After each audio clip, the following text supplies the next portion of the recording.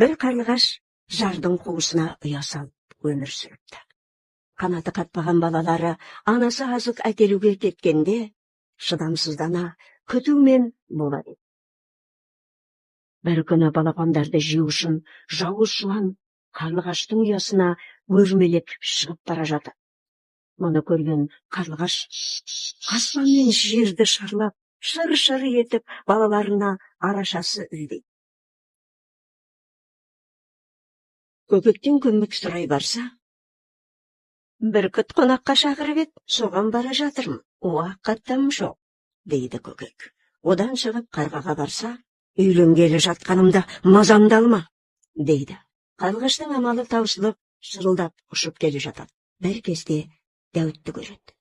Дәуіт қарлығаштың шыршы еткен даусын естіп, достым, неге зарылдайсың? деп сұрайды. Қарлығаш сонда, жауыз жылан балаларымды жұтатын болып, ұяма өрмелеп жетіп қалды.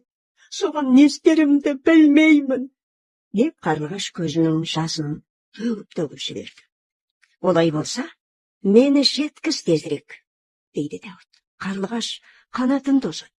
Дәуіт жотасына шығып алады. Көзді ашып жұмғанша ұясына жетеді.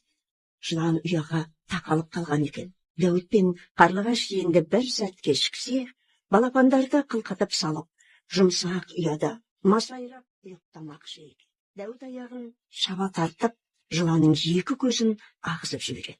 Жауыз жылан сылқ етіп жерге құлап түседі де мерт болады. Дәуіттің ерлігіне сүйінген қарлығаш онымен айнымас дос болыпты. Содан бері талай заман өтсе де, екеуі бір ұяда тұрып, бірге өмір сүріп